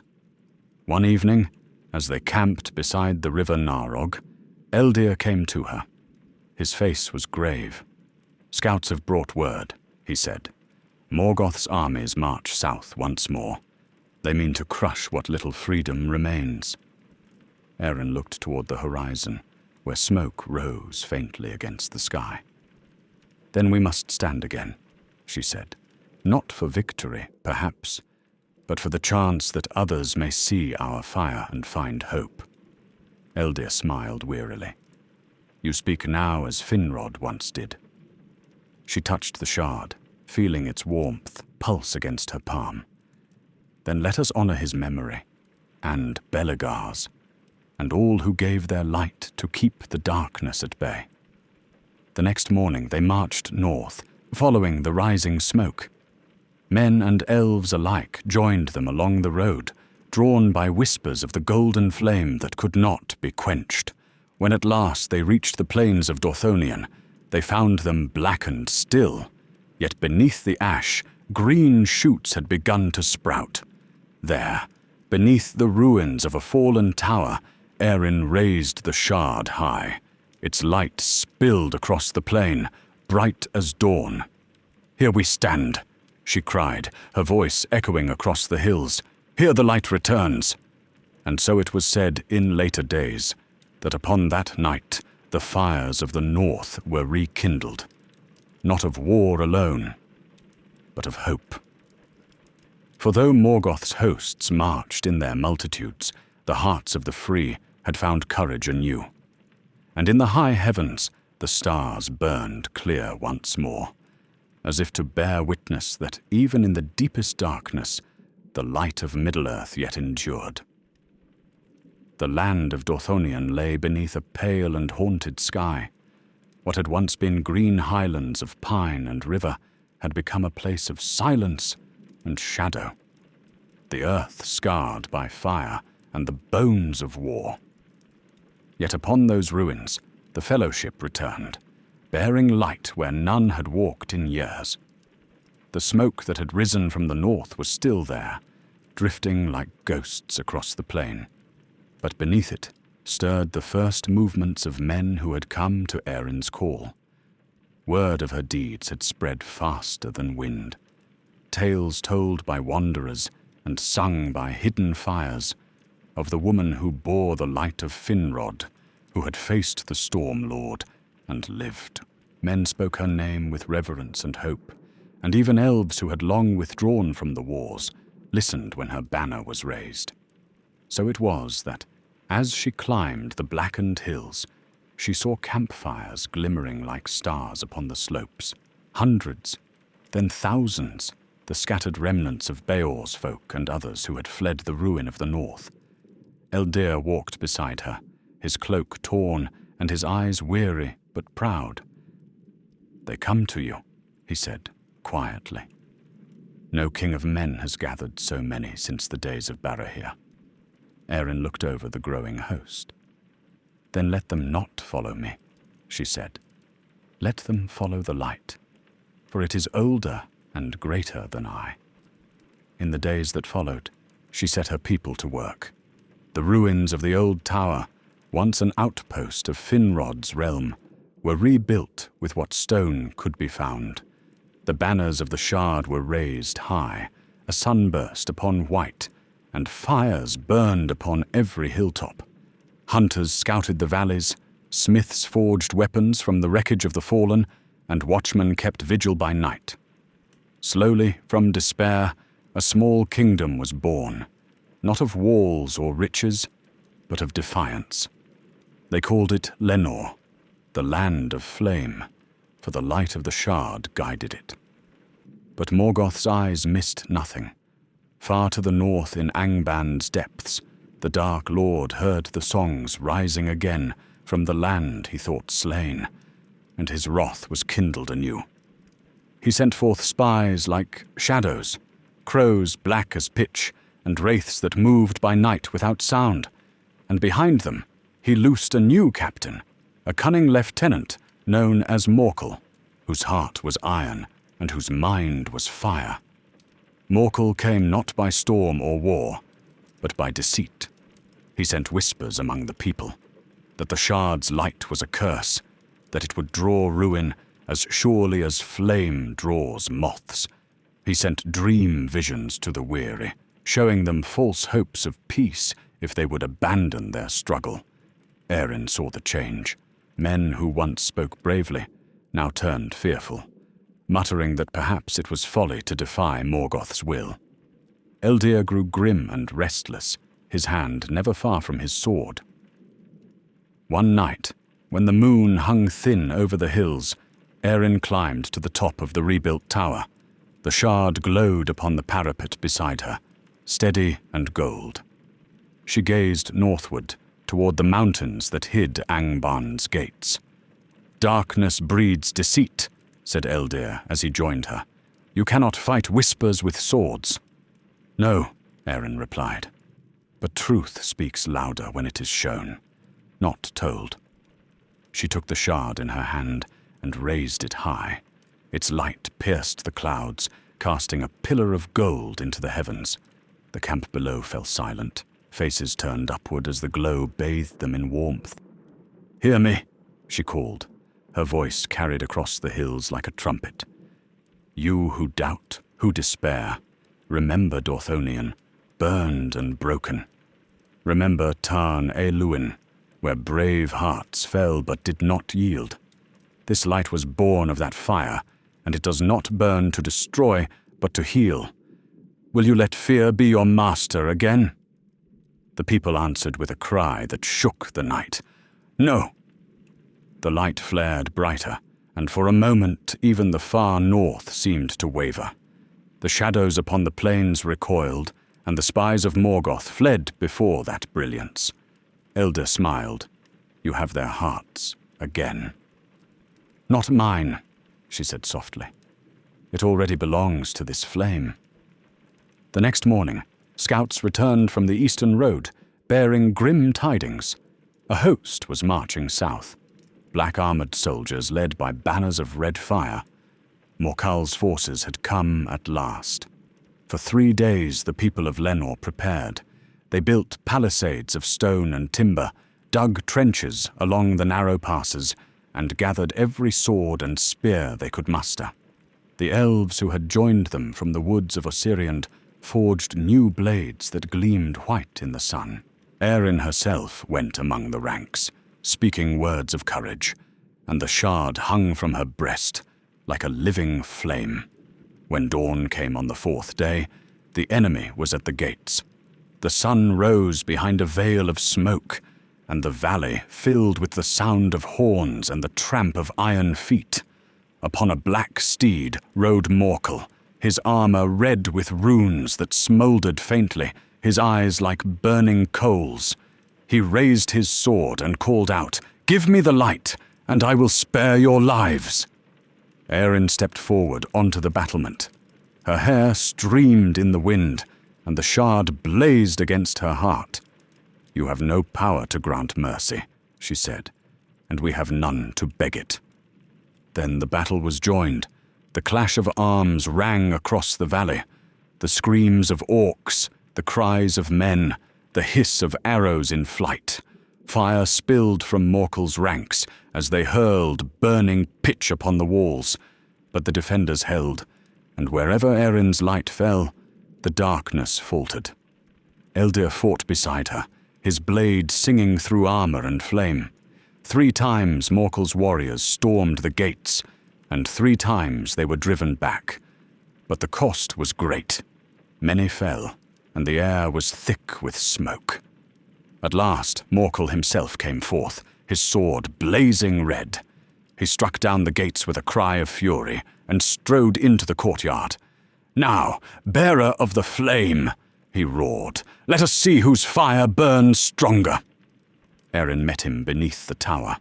Her dagger seemed small against his blade, but the shard's light flared, answering her courage.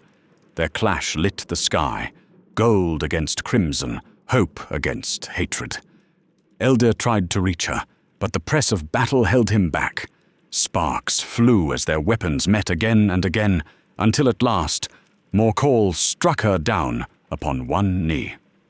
"You are but a mortal," he spat. "Your fire dies here."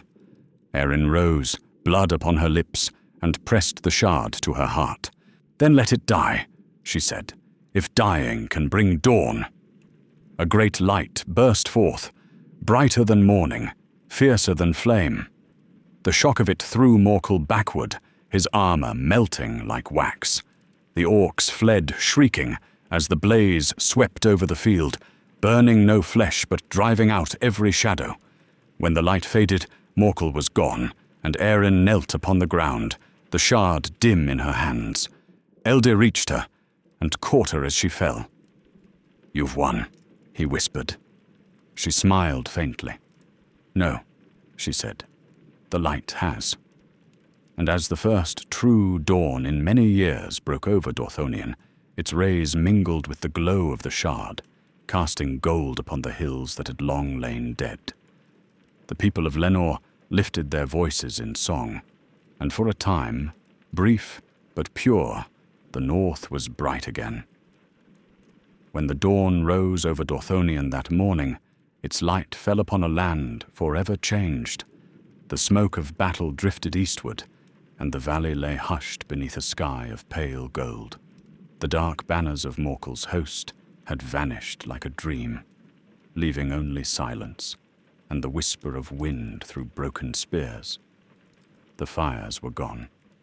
Only the light remained, faint but enduring, like the first glimmer of a new age struggling to be born. Among the ruins of Lenna's gate stood Eldir, his blade dark with soot, his face streaked with dust and blood.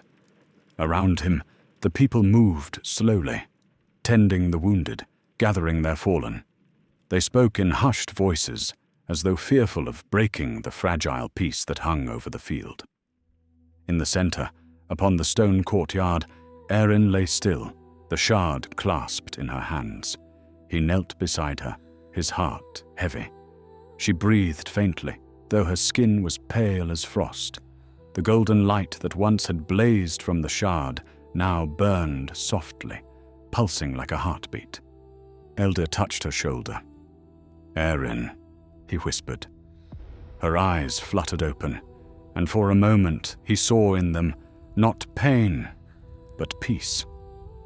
"Is it over?" she asked. "For now," he said. "The enemy is broken." She looked past him toward the horizon, where the smoke was fading into the morning sky. "Then the light still lives." He took her hand. "It lives in you." A faint smile touched her lips.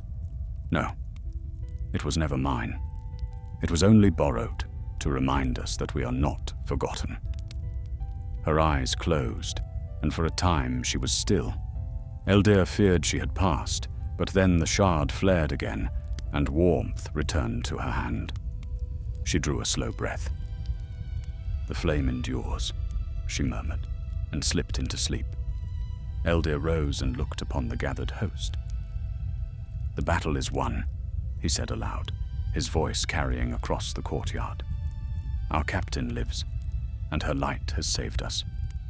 Let this day be remembered, the day the dark was driven from Dorthonion." A great cry rose from the people. Some wept openly. Others raised their swords and spears in salute. They had fought not for conquest, but for the right to stand beneath the sun once more. And though their wounds were deep, hope had returned to their hearts. When night came, they built great fires upon the hills, visible for miles. The songs of men and elves alike filled the air, blending with the sigh of the wind. Yet Eldir sat apart, beside the tower where Erin slept. He watched the shard's glow cast shifting patterns upon the walls and wondered what destiny it yet held. Later, as the fires burned low, a shadow moved in the courtyard, not of darkness, but of memory. Lomion stood there, his grey cloak shimmering faintly. "You came," Eldir said softly. The elf inclined his head. "I felt the light from afar. It called to me." He looked upon Erin, still sleeping.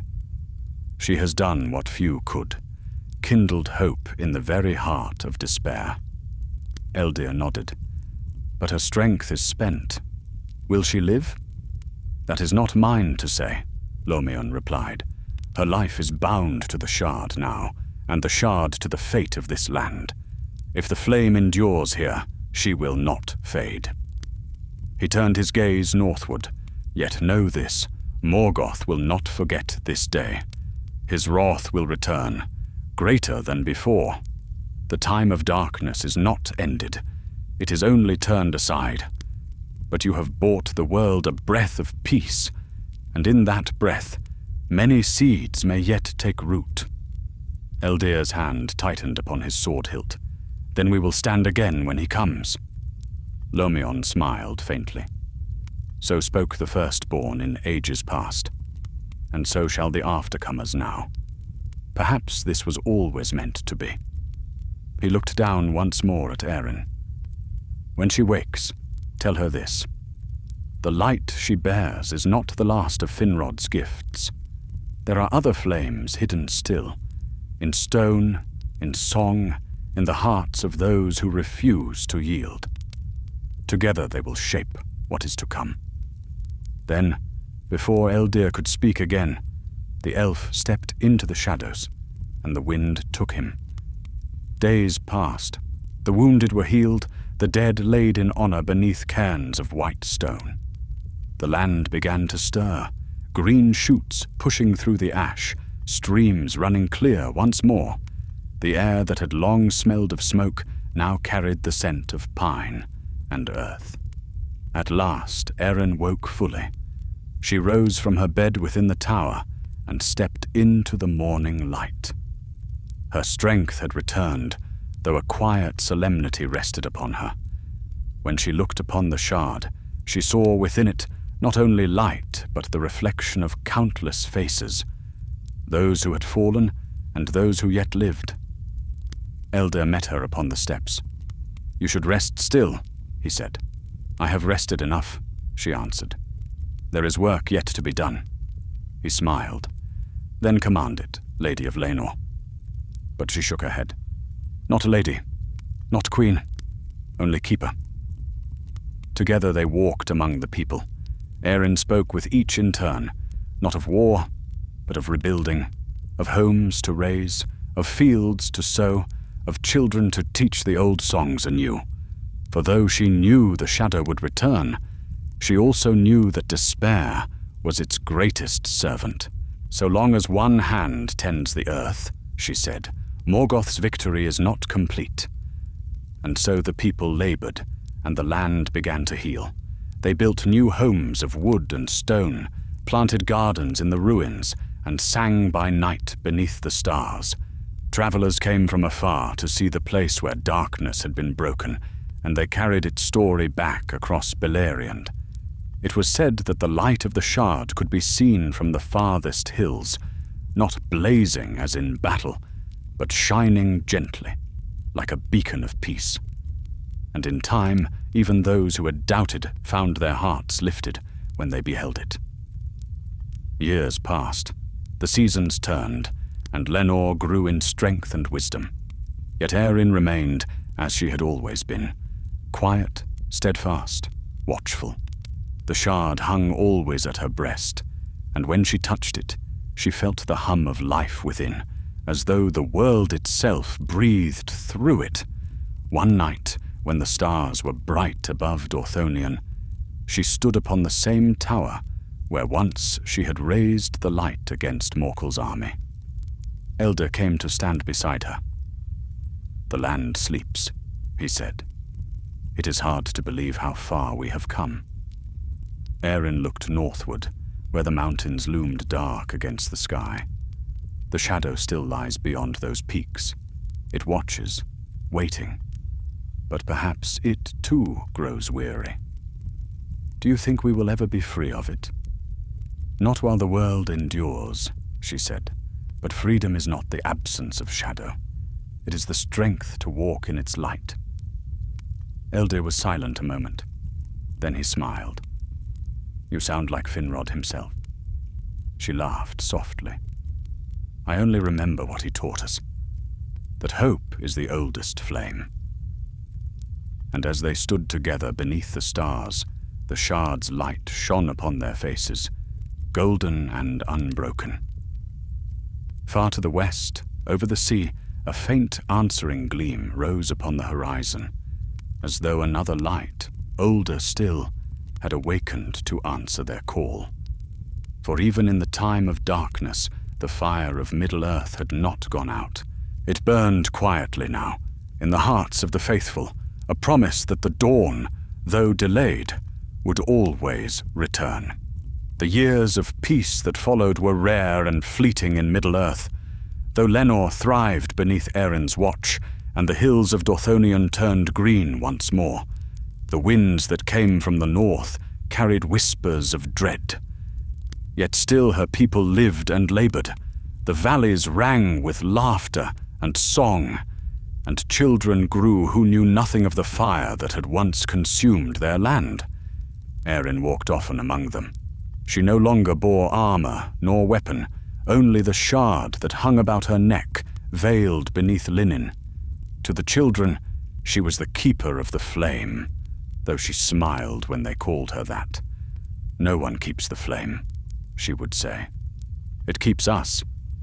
Eldir ruled beside her as captain and friend, for he would not take title nor crown.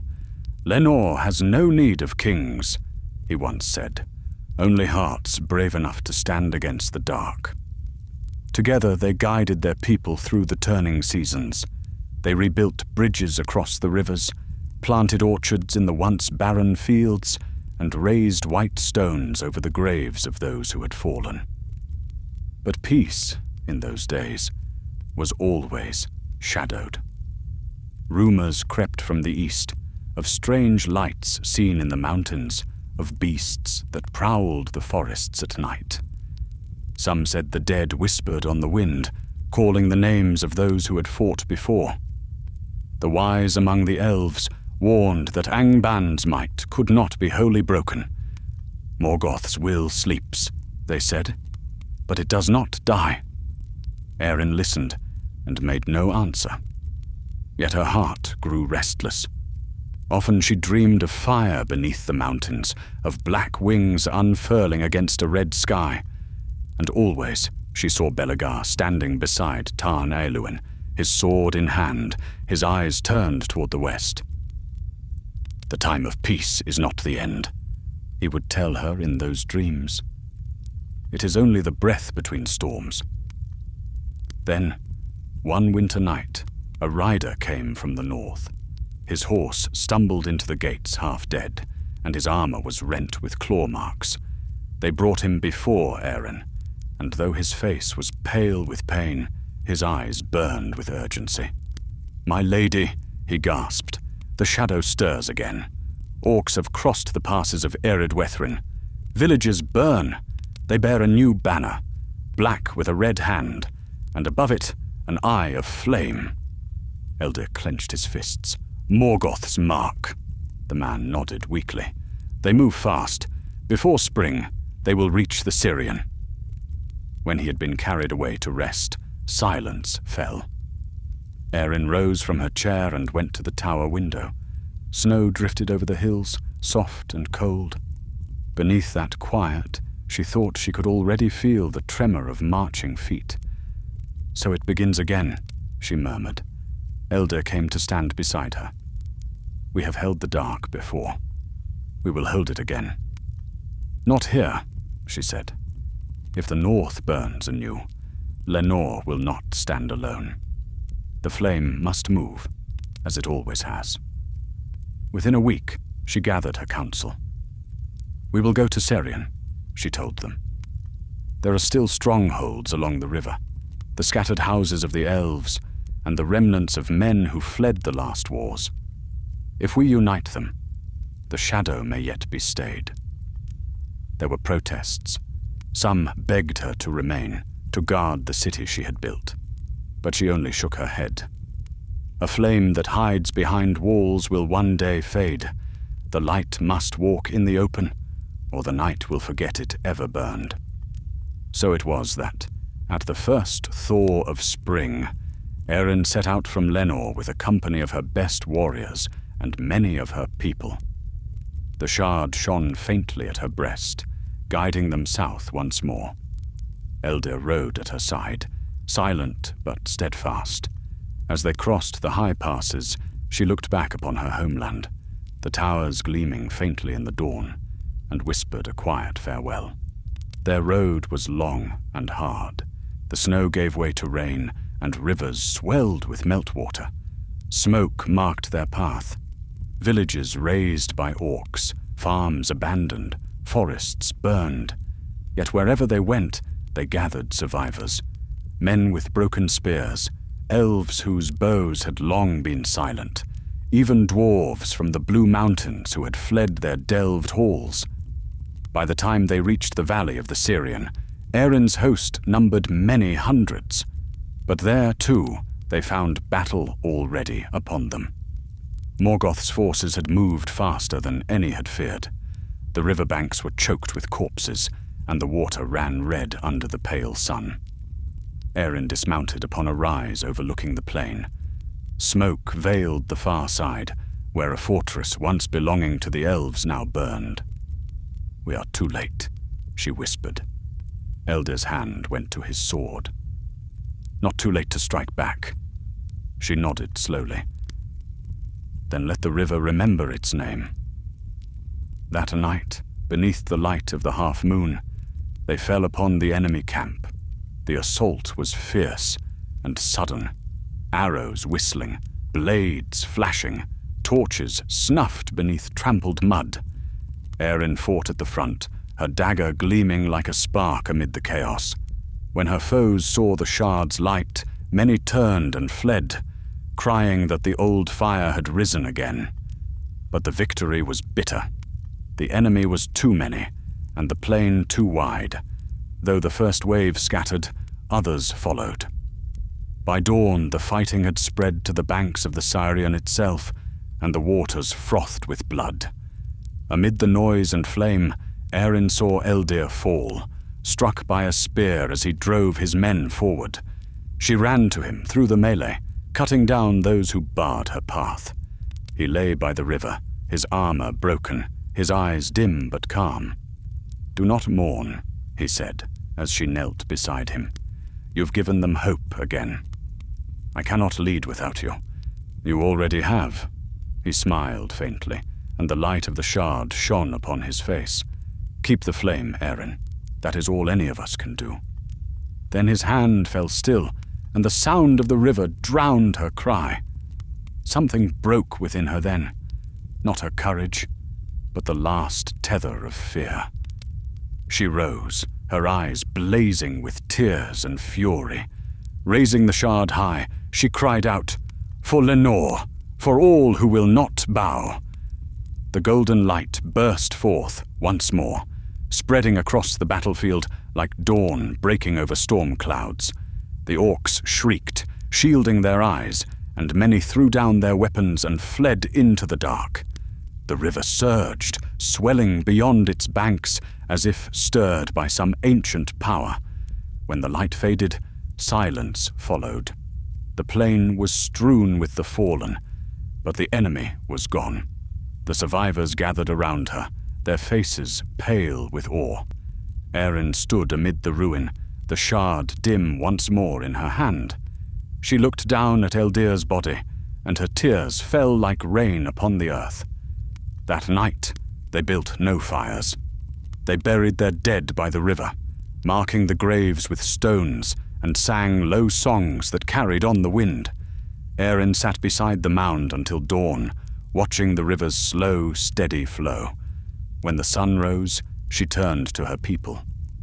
"This place shall be called Eldir's Ford," she said, "and it shall stand as a reminder that light can fall and rise again."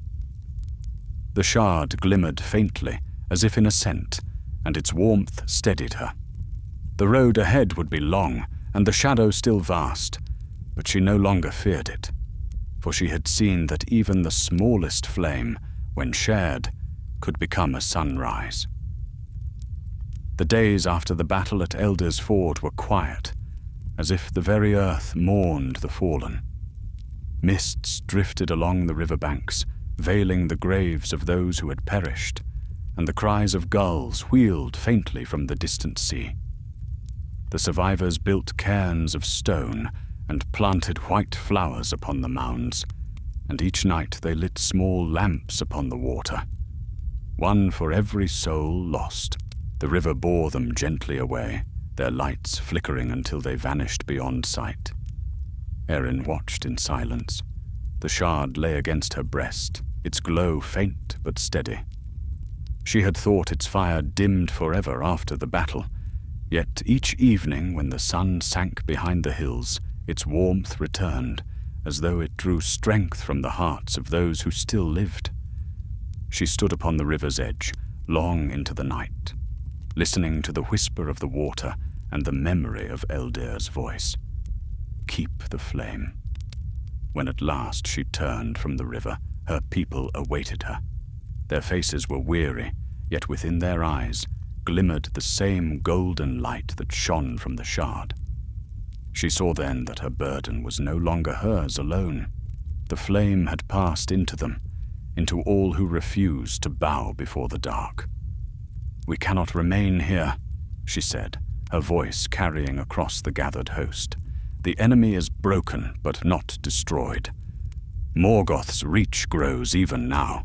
We must go south, where the light of the west still touches the sea." They bowed their heads in assent. So began the last march of the Fellowship, not as warriors, but as pilgrims. They followed the Sirian's winding course toward its mouth, through forests where the trees still whispered in the tongue of the elves, and across meadows where the grass grew tall and silver in the moonlight. At night, they sang softly, not songs of victory, but of remembrance. As they journeyed, Erin felt the shard's pulse grow stronger. Sometimes it flared without warning, as if answering a call far beyond mortal hearing. In her dreams, she saw again the western sea, vast and shining beneath a sky of pearl. A voice, deep and kind, spoke from across the waves. "Bring it home."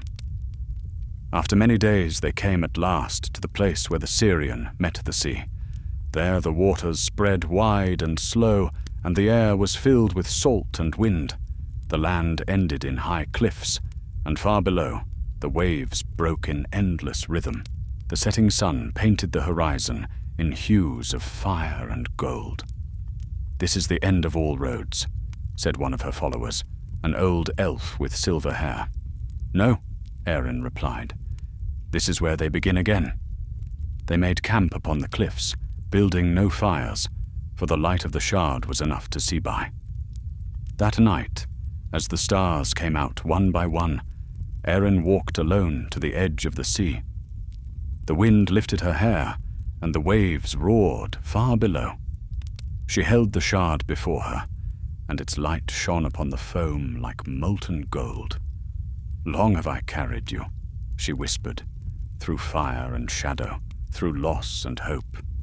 Yet I know now, you were never meant to stay in mortal hands." The wind seemed to answer, a soft voice mingling with the sea's eternal murmur. "The light is never lost. It only changes its bearer." Erin closed her eyes. She thought of Belegar and Eldir, of Finrod and all who had borne the flame before her. She thought of Lenore, of the children's laughter, of every small joy that had survived the darkness. "Then take it," she said, "and let it shine where I cannot go." She stepped forward, lifting the shard high above her head. Its light flared, brighter than it had ever been, turning the sea to gold and the sky to white fire. The waves rose, and a great wind swept over the cliffs. Her people, roused from sleep, ran to the edge, and beheld her standing against the storm, her figure wreathed in radiance. "Erin!" they cried, but she did not turn.